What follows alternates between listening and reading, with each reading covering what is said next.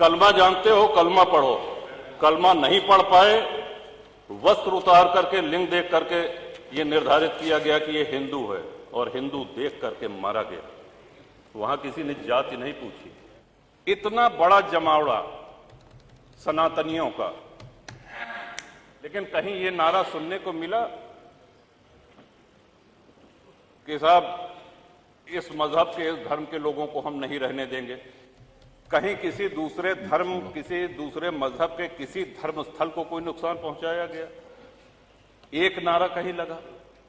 यही सनातन की, यही हिंदू धर्म की महानता है। और श्रीमन, भारत इसीलिए धर्मनिरपेक्ष राष्ट्र है क्योंकि हिंदू बाहुल्य है, सनातन बाहुल्य है।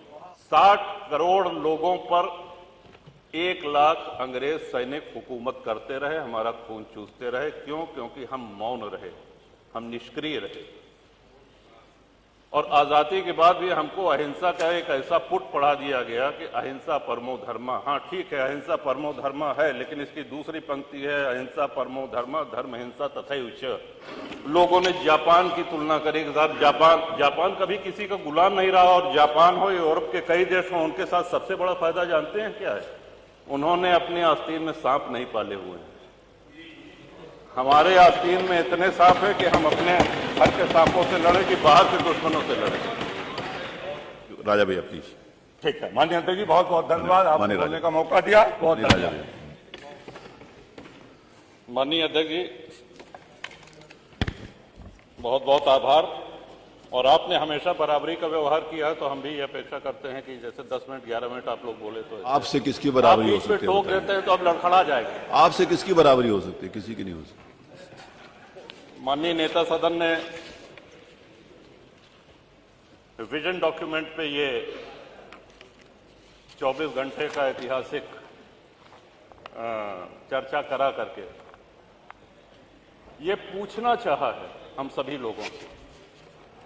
माननीय प्रधानमंत्री मोदी जी का एक सपना है कि 2047 में जब हमारा देश अपनी आज़ादी के 100 वर्ष पूरे कर रहा हो, तो हमारा देश कैसा दिखना चाहिए, हमारा देश कैसा होना चाहिए, इस विषय में उत्तर प्रदेश विधानसभा के माननीय सदस्यों की क्या राय है, क्या सलाह है, इस निमित्त ये विशेष आह्वान किया गया है। श्रीमन, कल से हम सभी लोग देख रहे हैं, बहुत से माननीय सदस्य तो इसमें ऐसे बोल रहे हैं जैसे ये बजट पे बोल रहे हों या धन्यवाद प्रस्ताव के विरोध में बोल रहे हों। हम लोगों को अपनी राय देनी है, अपने सुझाव देने हैं। वो सुझाव यदि मानने लायक हुआ तो मानेंगे, नहीं मानने लायक हुआ कोई बात नहीं। इस तेजी से बदलती हुई दुनिया में नई तकनीकें आ रही हैं, उसमें हम कैसे आज विश्व के साथ खड़े रहें। आज हमको अपने अंदर सुधार क्या करना है, व्यवस्था में क्या परिवर्तन लाना है, कैसे हम विश्व के अग्रणी देशों में अपनी गिनती कराएं, कैसे हम विश्व गुरु बने जो कि पहले भारत था। इस विषय में सुझाव देने के बजाय लोगों की आवाज आती है कि साहब 47 की बात छोड़ दीजिए, 2027 में हम आ रहे हैं। अरे कहीं मोदी जी ने कहा है क्या कि 2047 में हम ही प्रधानमंत्री रहेंगे, या नेता सदन ने कहा है क्या कि 2047 में हम मुख्यमंत्री रहेंगे? पार्टी और नेता आएगी जाएंगी, राष्ट्र का एक दृष्टिकोण होना चाहिए, एक लंबी लॉन्ग टर्म प्लानिंग होनी चाहिए ताकि हमारे देश की उन्नति हो सके और हम एक विश्व के अग्रणी राष्ट्र में अपनी गिनती करा सके। इसलिए ये सदन श्रीमन, आज हमारे देश के सामने सबसे बड़ा खतरा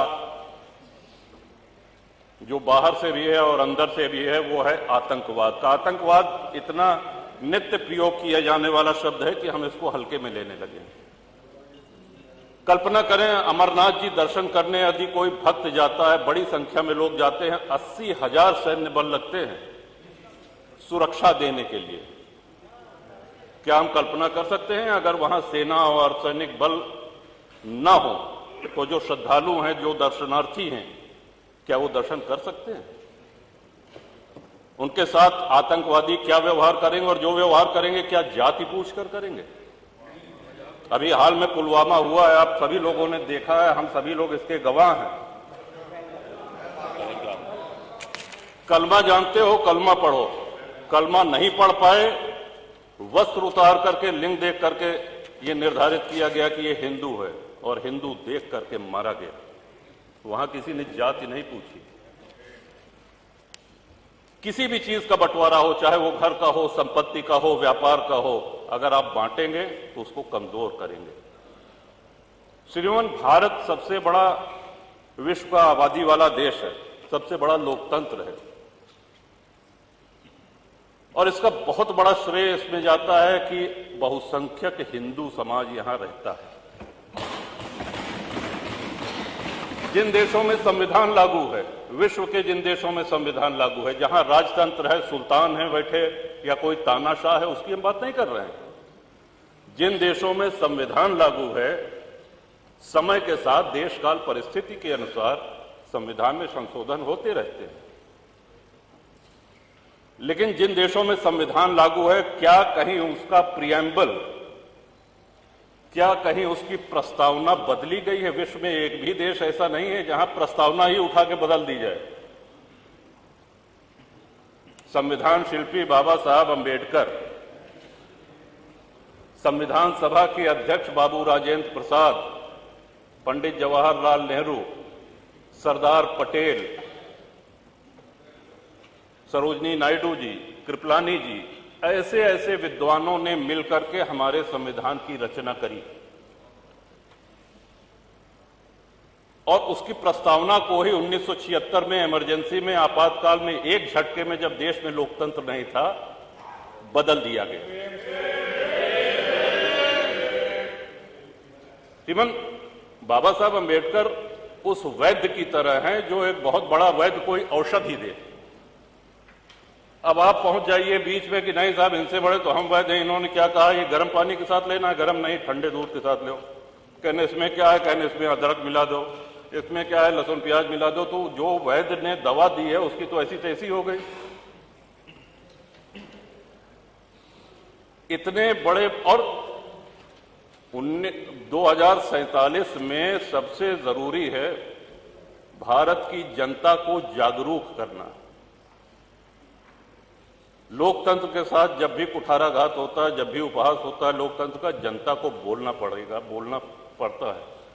नेता कितना भी मजबूत हो, राष्ट्र कितना भी मजबूत हो, लेकिन राष्ट्रवासी वो जागरूक हों, मुखर हों।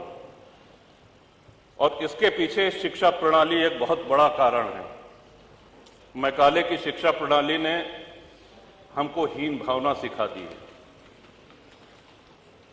आज हमारे गुरुकुल बंद हो गए हैं।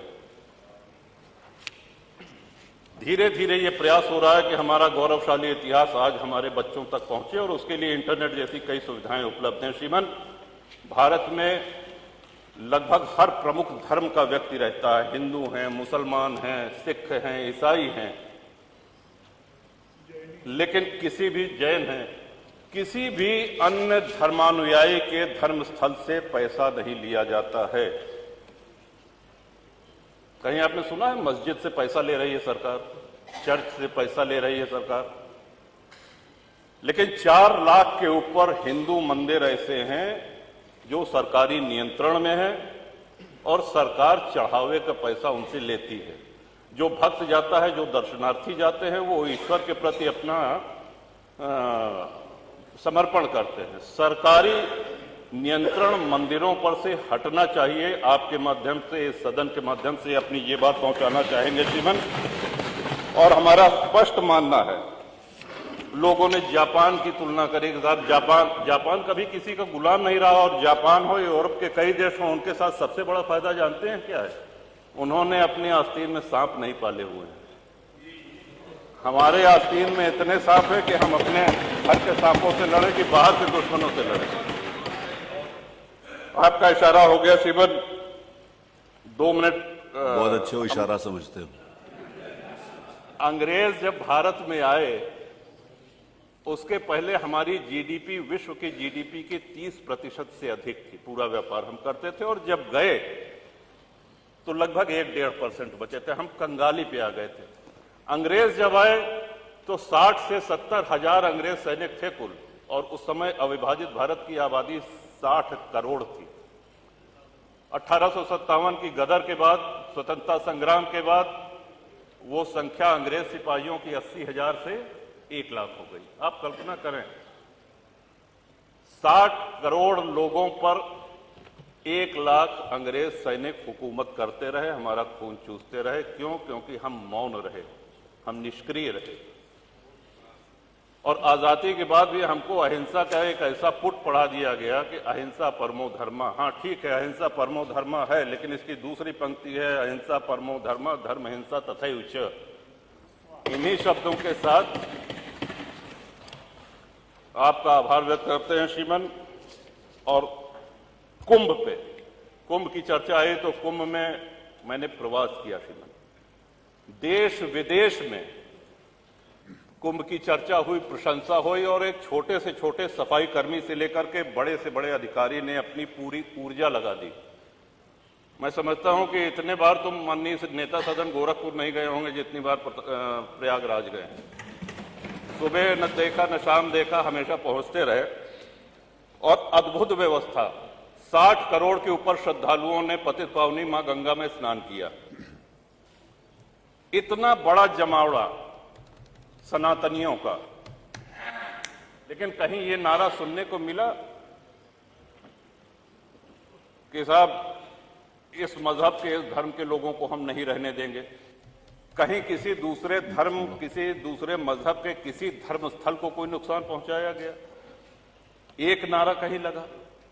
यही सनातन की, यही हिंदू धर्म की महानता है। और श्रीमन, भारत इसीलिए धर्मनिरपेक्ष राष्ट्र है क्योंकि हिंदू बाहुल्य है, सनातन बाहुल्य है। हम 2047 में विजन में जो योगदान देना चाहते हैं, हम इस महान सदन के आदरणीय सदस्यों के माध्यम से सलाह पहुंची है, उस सलाह में अपनी अंतिम एक बात अवश्य जोड़ना चाहेंगे कि कृषि भूमि हमारे देश में कम हो रही है, नगरों का, गांवों का निर्माण हो रहा है, प्लॉटिंग हो रही है, सड़कें निकाली जा रही, हमारी आबादी बढ़ रही है, लेकिन हमारी कृषि भूमि में कमी हो रही है। इस चिंता को भी ध्यान में रखें और इस सदन के माध्यम से माननीय जो नीति निर्धारक हैं, जो केंद्र में बैठे हैं, आदरणीय प्रधानमंत्री जी, वो भी अवगत हों। आपने अवसर दिया, बहुत बहुत धन्यवाद।